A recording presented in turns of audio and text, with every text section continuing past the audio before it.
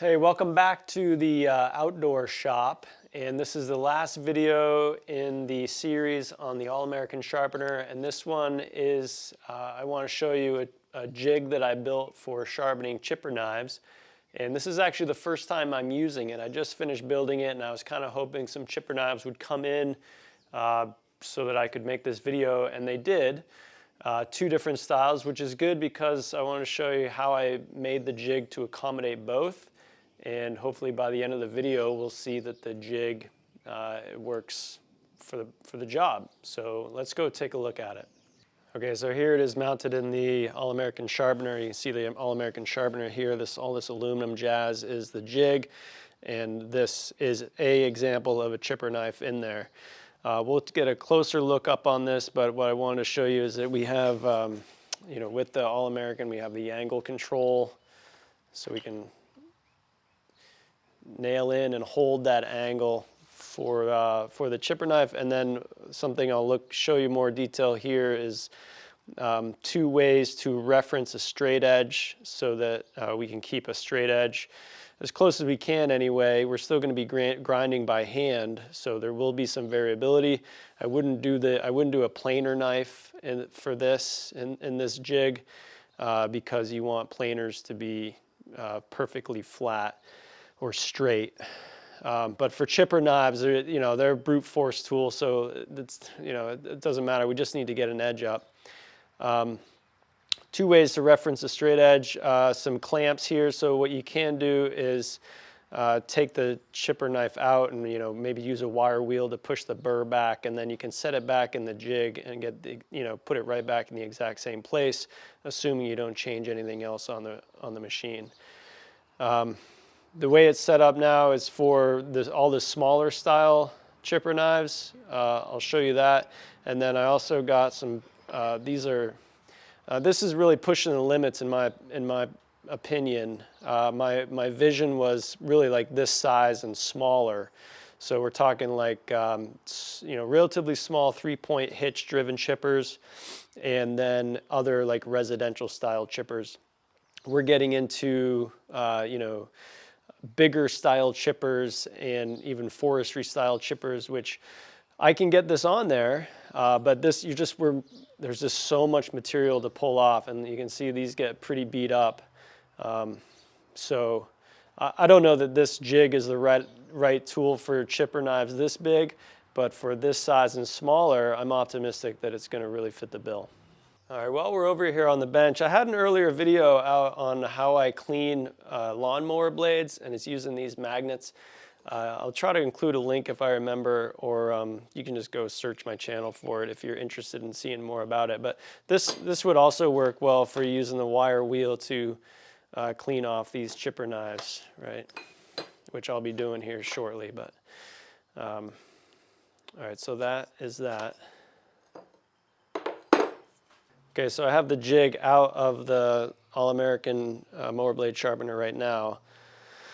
I just want to show you, so I made these as clamps, so you can loosen these up, and they're spring loaded, so what you run out of hands quickly, so I didn't want these, you have to like hold these clamps up while you get your blade in and out. So I put springs on that. I made it so that there's a long, straight, this piece in the back here is relatively long and it goes along the length, so we can loosen that up and adjust this to have a straight edge for whatever size chipper knife we get in, really super small stuff there. But so anyway, you can change that to adjust for the different size, and then the chipper knife catches my hands there. Once you tighten that down, then that would be the straight edge reference that you can come back to if you need to pull that knife out for cleaning or deburring. And then spring-loaded clamps. Okay, so the question is, like, what do you do for these big ones, right? Because you want, the way the All-American is set up and the way this jig is designed to work too, is you want the bevel to be as close to this. You want the bevel to be as close to this edge as possible, so you need to slide that back. So when you have chipper knives that are too big, what we need to do, or what I've enabled it to do, is we can pull the hardware out, take this piece off, and then use this as a reference to the straight edge, and I put another hole in here so that you could still use a clamp, reposition a clamp there, and then use any of these other notches to clamp the chipper knife in the jig that way. So for the sake of being thorough, it's kind of a pain to pull all that hardware out, but I feel like it's a good way to demonstrate the application. All right, so that took a few minutes, but really not too bad. But you can see now how grab that straight edge here as a reference for the chipper knife. So we're still going to be cutting perpendicular to the blade, keeping a good angle. That's all. Just I wanted a reference point, and we can take the tool out and put it back in, and it'll keep referencing to there. These clamps work. Like, they don't have to be super, but it's not going anywhere. It's in there enough. So I hope that illustrates like the versatility here, right? Like, that's a pretty big chipper knife. I think I already said, I don't know that I'm actually going to do this chipper knife between the amount of work that it needs to get this back and just how big it is. It's kind of beyond the scope for me, but that can be a nice segue into discussion of sharpening chipper knives. You know, I get asked enough about chipper knives for me to be interested in getting into it. And I've done some by hand, but just like with mower blades, you do them by hand a little bit, and then you realize that you want a better solution, something more professional. So no one else in the guild really expresses that they're getting a lot of questions about chipper knives. It's also kind of an industrial, it's like, you know, a step up in that sense, from residential to industrial.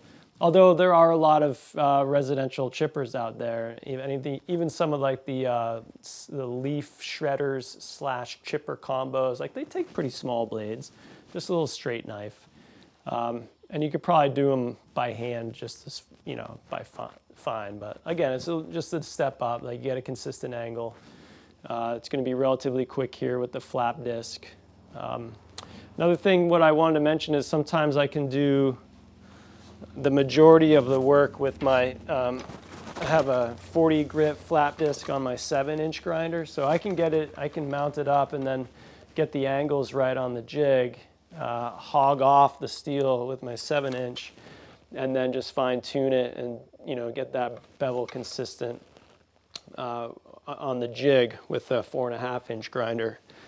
Both are using a 40 grit flap disc, which I'm getting good results with. I think the rate that it removes material and the surface finish that it leaves is it's a nice fit for me. It's a way for me to gauge the market, right? So I built that, right? Like, I designed it and I built it. I sent the drawings to a shop and they quoted me $500 to make it, just like to buy the materials and to machine it, which was insane to me. So I ended up building it myself. I got on a mill and built it myself. And it took a couple hours, and it's because I'm not wicked proficient on a mill, but proficient enough to make that. But it's a way for me to gauge. So what? I'm like a couple $100 deep, right? Like, and a little bit of time, and I get experience to boot out of it. As far as I can tell, like the entry level tool for chipper knives is going to be a Thorvey, and we're looking at, like, honestly, probably around $5,000 if you want, you know, for like the bigger motor and all the discs and stuff. And then that opens up a bunch of versatility, right? Then you can do planer knives. You can do like, I think it can take up to a 24-inch blade. So you get into those industrial paper cutters and stuff too. So that opens up a lot. It's not just chipper knives. But this is kind of an experiment for me to see, right? Like, if I pull enough business chipper knives off of this thing, and I can make $5,000 on this to buy the next tool, like and I enjoy it, and like that's a position I want to move my business in, and that's a good move in my opinion. And there's not a lot sunk cost if it doesn't work out in this jig. And then the next stage up from the Thorvey, you're talking into, like, I think it's MVM, and there's a bunch of other industrial knife grinders, but you're talking tens of thousands of dollars to get into those, and they're 3-phase motors and like water cooling and like cool, wicked cool, not not the scope of my business though, and I'm not in a position to do that. Maybe some year, I don't know, but like not yet. All right, yeah, I thought there was something else, but maybe that's it. And like you maybe can tell, I don't feel real good. I'm recovering from what's been going around. So I'm going to sign off here. I'm having an issue with my online shop. I have ambitions of at least getting the drawings up or something if you want to replicate this or build your own, or maybe even offer to build some if there is interest in it. So if I ever fix that and get it up on my shop, I'll include a link in the description. But I hope that helps. I don't know anyone else that's doing this or built anything like this. So if it stimulates some ideas and better ways to do it, I welcome that feedback as well. Yeah, this closes out the videos on the All-American Sharpener for May of 2022. And I will be doing a raffle for one of these coming up here in the coming days. So if you would like to win an All-American Sharpener, not the chipper blade jig, although that would be a cool raffle too. If you would like to get entered to win an All-American Sharpener, the way you get entered is to become a member of the Guild of Professional Sharpeners in the month of May. So if you don't know, the Guild is a community of knife and tool sharpening business owners, and we work together to perpetually get better and learn more about sharpening and how to monetize that skill and improve our businesses and just continually get better. It's really an amazing concept, and it's really the future of education. It's one of those things that I feel like more people should take advantage of, really having a side hustle, taking responsibility for where their money comes from, and just having something in the back pocket. You know, you make it as big as you want, right? Like you can do a couple customers a week or a couple customers a day, right? Like whatever. So if you're interested in that, that's at guildofsharpeners.org. And as I was rambling, I remembered the last thing. The last thing I wanted to talk about was just really like controlling the heat in the steel. And I don't have a lot of thoughts on that, other than like we might worry about it more than we need to. Like we should work on keeping temperatures down. When the steel is changing color, that's a bad sign. That means you need to slow down. You can keep a little spray bottle of water or oil with you to just spray it and take time off the tool or the mower blade or the chipper knife, whatever it is, and just let it cool off. Maybe like work the other side of it to let it cool. But yeah, if you see it discoloring, that's an indication that you're affecting the temper of the steel and you're going a little too fast, too hard. So slow down. But otherwise, I guess that's it. So thanks for watching. Sorry, I feel a little out of it today, but anyway, I hope this video gives you something to think about, and we'll see you next time. Cheers.